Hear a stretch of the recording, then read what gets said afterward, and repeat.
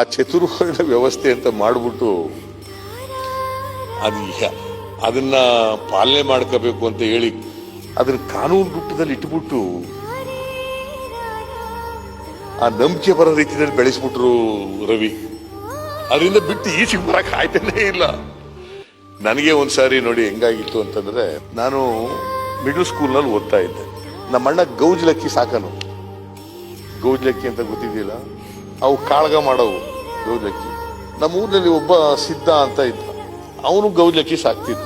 ನನಗೂ ಸ್ವಲ್ಪ ಆಸಕ್ತಿ, ಗೌಜ್ಲಕ್ಕಿ ನಮ್ಮಣ್ಣ ಸಾಕ್ತಿದ್ನಲ್ಲ ಮನೆಯಲ್ಲಿ, ನನಗೂ ಸ್ವಲ್ಪ ಆಸಕ್ತಿ. ನಾನು ಒಂದು ಊರಿಗೆ ಹೋಗಿದ್ದೆ, ನಂದಗುಂದಪುರ ಅಂತ, ನಮ್ಮ ಊರಿಂದ ಒಂದು 2 ಕಿಲೋಮೀಟರ್ ದೂರದಲ್ಲಿದೆ.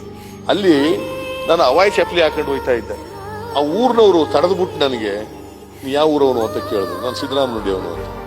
ಯಾರು ಸಿದ್ದರಾಮನುಡಿ? ಲಿಂತಿಯವ್ರ ಮಗ ಅಂತ. ಚಪ್ಪಲಿ ಕೈಲಿ ಹಿಡ್ಕೋಬೇಕು ನಮ್ಮ ಊರಿನಲ್ಲಿ ಅಂತಂದ್ರು. ಇನ್ನು ನನಗೇ ಹಿಂಗಾಗಿರ್ಬೇಕಾದ್ರೆ ಅಂಬೇಡ್ಕರ್ ಎಷ್ಟಾಗಿರ್ಬೋದು, ಅಸ್ಪೃಶ್ಯ ಜನಾಂಗದಲ್ಲಿ ಹುಟ್ಟಿದವ್ರಿಗೆ ಎಷ್ಟಾಗಿರ್ಬೋದು, ದಲಿತ ಜನಾಂಗದಲ್ಲಿ ಹುಟ್ಟಿದವ್ರಿಗೆ ಎಷ್ಟಾಗಿರ್ಬೋದು.